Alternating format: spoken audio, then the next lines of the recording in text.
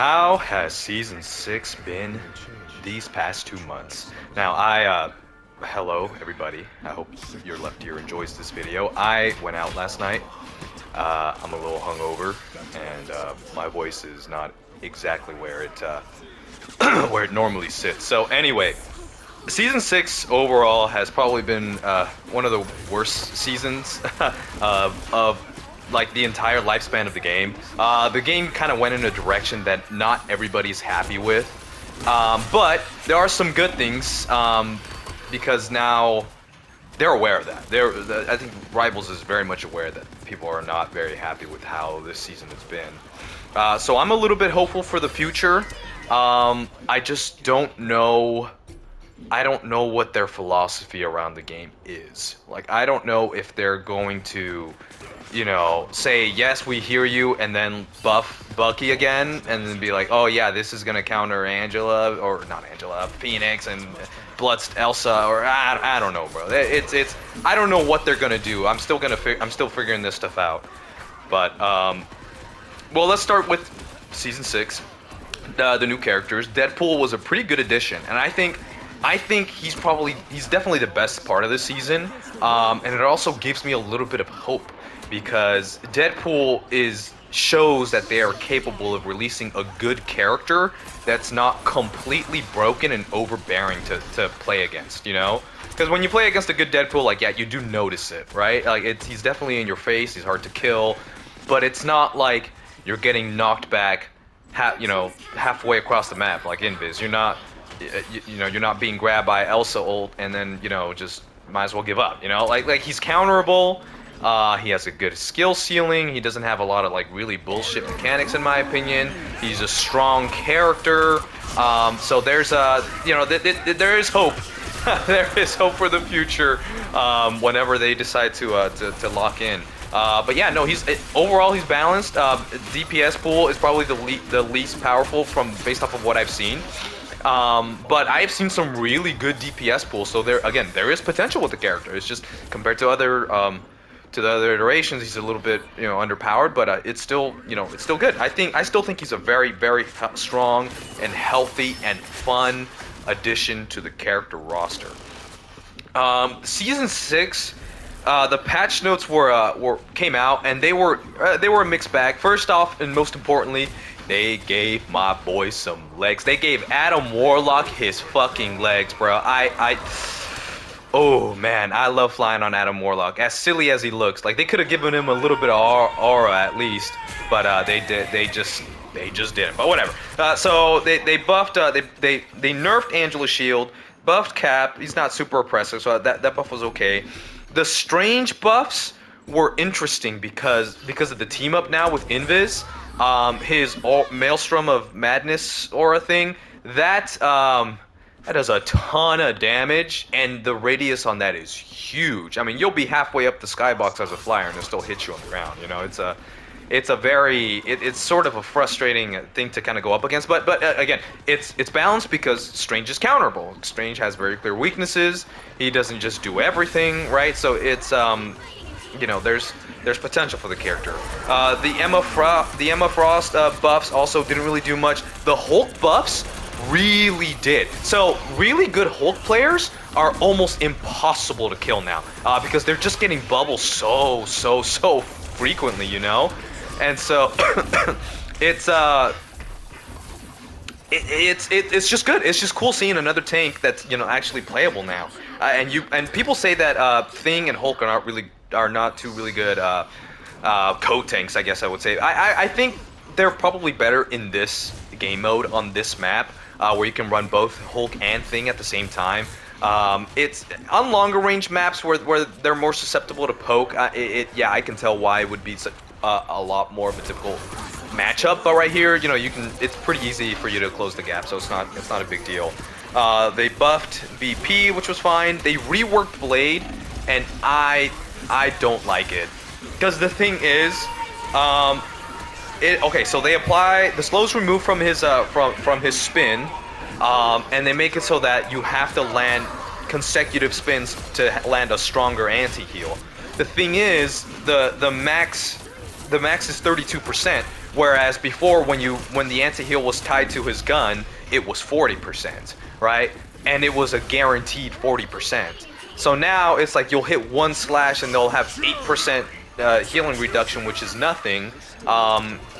Or it's just not enough. They really should not have done that. I still feel that the gun should have the anti-heal, like the straight anti-heal, because right now it's like completely pointless to pull out the gun and dash at somebody.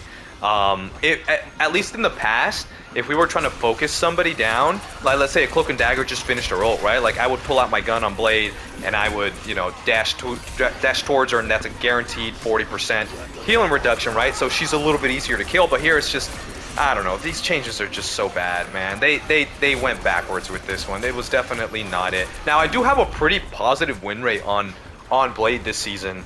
But still, it's just they need to revert the compensation buffs that they gave him, because it's so weird, because with all the stuff that they did to Blade, it feels to me like they're pretending that they know how to buff characters or to nerf characters when they clearly do not. So all these big complicated paragraphs of like, okay, this is how this character is different is kind of pointless, because it's like, okay, I like, thanks, but like you're not fooling anybody, right? Like you're not, whatever. They nerfed Daredevil a little bit, but he's still pretty good. I get absolutely rolled this first round. If you guys haven't noticed, I did terrible. But the next two rounds were a lot better. I decided to stop, just sending it down main and actually go flank as I should. But yeah, Iron Fist. They changed Iron Fist. They changed Namor. Cloak and Dagger. The double Terror Cape is just miserable as tank. You can get triple Terror Cape within 15 seconds. I mean, it's overbearing. It's ridiculous. So she's become a lot more of a ban now recently, and thank goodness, right? And especially like as Mag, like these cloak players are getting so good, you can't really hit them with the ult very often anymore. It's very predictable. So it's very, I don't know. It's just overbearing. I didn't like the change, quite honestly, but that's just me as a tank. It's just, when you give somebody an extra button, that's just free resource. It's just less skill, so you're able to make more mistakes on the character. I mean, it's just, I don't like that. Gambit, of course, they nerfed his kit, and Gambit is going to get to the point where all the nerfs that they have been giving him to his kit are going to be really obvious when they actually finally nerf his ult. Because it's going to happen. It's coming. It's coming. There's no way that ult stays the way that it is. If they claim to, listen to us, as they say, right? But yeah, no, all of these nerfs to his base kit, I mean, nobody was complaining about his base kit. The best part about his kit was his base kit, was his damage, was his healing output, was all that stuff, So it's like, if they would have just nerfed the ult, nobody would have called for any more nerfs. So when they do eventually nerf him, he's gonna be, I swear to God, he's gonna be one of the weakest supports in the game. Invis, self-shield, again,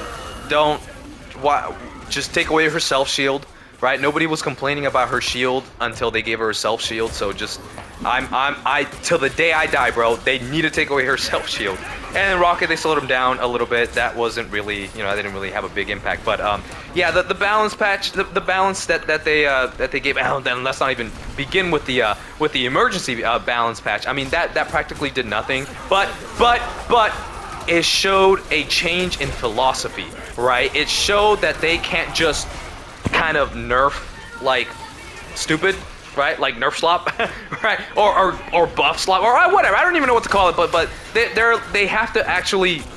There's consequences to their balancing, right? Like people are unhappy. People are complaining, and it's entirely because of it's entirely their own fault. So it shows that they're being at least perceptive to it, but until they start acting on it, it doesn't really mean much. I know that NetEase is very communicative, and they're very in tune with the community. I know that that's a thing, but like, unless they act on it, like I mean, the season. Look at where we are right now, right? Season 6.5. The balance is probably as bad as it's ever been. It should have never gotten here to begin with if they would have listened to us back then, right? Like it's one thing to say that, oh yeah, we know that Moon Knight's overpowered in a video, and then not do anything to Moon Knight. You know what I mean? So yeah. the balance has definitely been the #1 worst thing in this game, and they have to fix it. So I'm really curious to see exactly what they're gonna do this upcoming season, because yeah, like I mentioned, I don't know what their balancing philosophy is. I don't know if they're actually gonna listen to us and make the appropriate nerfs that we've been asking for this entire time, or the appropriate buffs here and there. So I don't know. I guess this is an exciting time. Honestly, this is really exciting because they know that they can't get away with the stuff that they've been doing in the past. So I guess we're gonna see. So I'm very curious to see what they do next. But besides that, the content, the skins, I don't really spend money in this game. Okay, I spent money once. I've spent $10 once on that Magneto skin because it was stuck behind like a battle pass thing, and it was like a money only. Like but besides that, I just kind of hoard up my blue points, and I buy skins like this Daredevil skin completely for free. So yeah, but the skins, honestly, they're always on point. They all look really good. I'm really happy with that. All the changes to Times Square, also just absolutely great. Like, it's such a really cool like thing to have in the game, so I'm very happy that it's there. The 18 versus 18 mode was an interesting thing, and I feel like there's more that they can do with that. I wouldn't be surprised if they took it off PlayStation. If it is on PlayStation 4, they need to remove it because you're just so limited on what you can do in that mode. If you're trying to make it run on PS4, which that's also why like I don't really agree that games should keep trying to be supported on the PS4 and previous gen because it holds everybody else back. But yeah, those are my thoughts. I think balance is just the #1 thing in this game right now. And as long as they balance the game well, correctly, I think we're gonna be happy here. So yeah, let me know what you guys think about this season.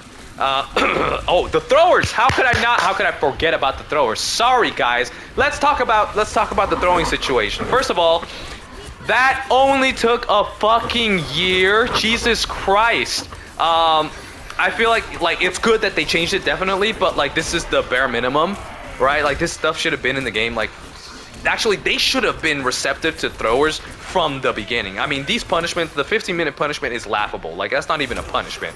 It's a little break, right? Like, it's stupid. If somebody's like throwing games because they're tilted, they are not going to get untilted in 15 minutes. They are not going to learn the consequences of their actions in 15 minutes, bro. So it's yeah, it was very much necessary for them to make that change, despite how long it took. So oh, and the throwing website, like, of course, like it's really good that they addressed that.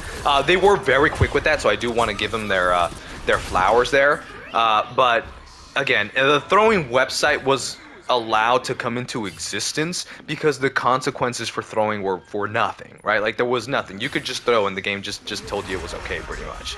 So, but now we're in a better state where they're actually punishing throwers. There has been a dramatically less number of throwers now, and the quality of the games are better.